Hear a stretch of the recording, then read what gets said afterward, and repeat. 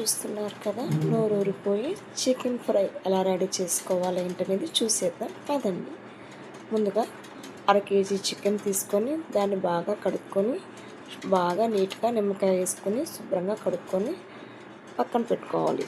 తర్వాత మనము స్టవ్ వెలిగించుకొని స్టవ్ మీద ఈ చికెన్ నీట్గా క్లీన్ చేసి పెట్టుకుంటాం కదా, ఆ చికెన్ని మనము ఫ్రై అయితే చేయాలన్నమాట.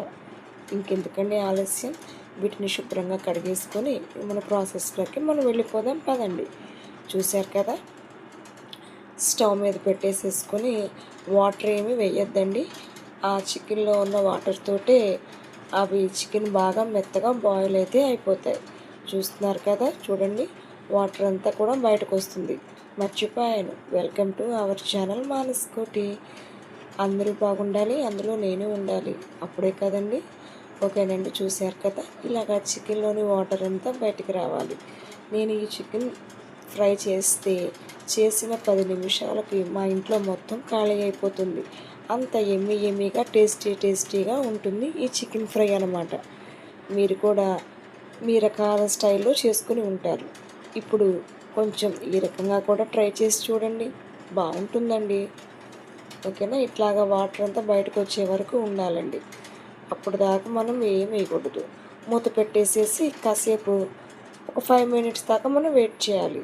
ఇప్పుడు 5 మినిట్స్ అయిపోయినాయండి. అదిగోండి, మూత తీసి చూస్తే వాటర్ అంతా మనకు కనపడుతుంది కదా, అలాగా బాగా బాయిల్ అయిపోయిందండి చికెన్ మొత్తం. చూడండి, ఒకసారి బాగా కలియబెట్టుకోవాలి. చికెన్ మొత్తాన్ని ఇలా బాగా కలుపుకున్న తర్వాత దానిలోకి మనం ఏమేమి వేసుకోవాలనేది ముందు వీడియోలో చెప్తూ ఉంటాను, చూసి ఫాలో అయిపోండి. అంతేనండి, ఏమీ లేదు. సరేనా? అయితే ఓకేనండి. ఇట్లాగ వాటర్ మొత్తం పోయే వరకు గ్యాస్ స్టవ్ మీదే పెట్టుకొని చిన్న మంట మీద మనం వండుకుంటూ ఉండాలి. చూసారా, వాటర్ మొత్తం బాయిల్ అయిపోయినాయి. ఓకే, ఇప్పుడు మనకు చికెన్ ఫ్రై రెడీ అవుతుందన్నమాట.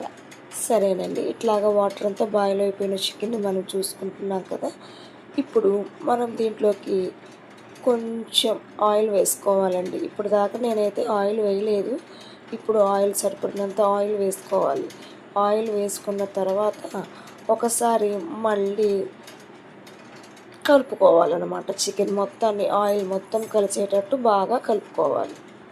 నేనే వీడియో తీస్తూ నేనే చేయడం వల్ల కొంచెం వీడియో అనేది డిస్టర్బెన్స్గా ఏమన్నా ఉందేమోనండి. ఓకేనా, అదేనండి, ఇంకేమీ లేదు. అలాగ బాగా ఆ చికెన్ ముక్కలకు అన్నిటికీ ఆయిల్ పట్టేలాగా బాగా ఫ్రై చేసుకోవాలి. మనం ఫ్రై చేస్తున్నప్పుడే మనకు అర్థమైపోతుందండి, చికెన్ రంగు అయితే మారుతుంది, రెడ్ కలర్లో వస్తుంది. మనం ఎటువంటి కలర్స్ ఏమి యూజ్ చేయకుండానే మనకు మంచి రెడ్ కలర్లో మన చికెన్ ఫ్రై రెడీ అయిపోతుంది. చూస్తూ ఉండండి, తర్వాత మీరే చేసుకుంటారనమాట. అంత బాగా ఏమి టేస్టీగా ఉంటుంది.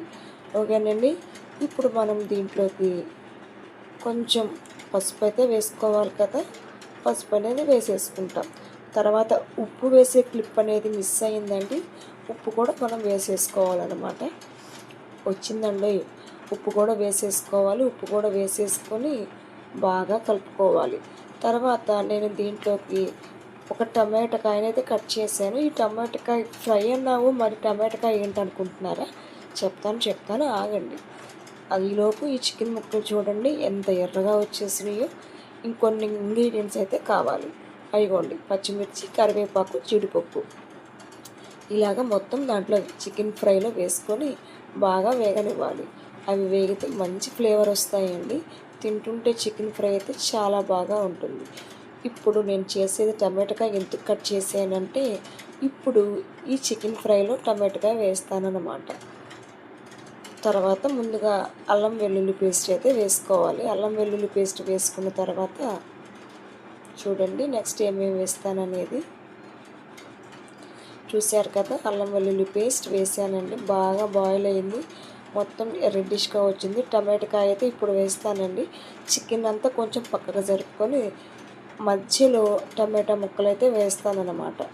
స్టవ్ అయితే మీడియం ఫ్లేమ్లో పెట్టుకోవాలండి. ఇప్పుడు గరం మసాలా వేసుకుంటాను. నెక్స్ట్ ధనియాల పొడి, అవన్నీ వేసుకొని చూశారు కదా, చికెన్ ఫ్రై అనేది ఆల్మోస్ట్ రెడీ అయిపోయిందనమాట. చాలా అంటే చాలా టేస్టీగా ఉంటుంది. ఫైనల్గా మనకి ఇష్టమైన కొత్తిమీర వేసుకుంటే మన చికెన్ ఫ్రై ఏమి టేస్టీగా ఉంటుంది.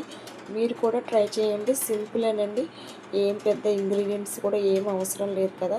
చూశారు కదా ఎటువంటి కలర్ యూస్ చేయకుండా ఎలాంటి చికెన్ ఫ్రై రెడీ అయ్యిందో. ఓకే ఫ్రెండ్స్, బాయ్ అండి.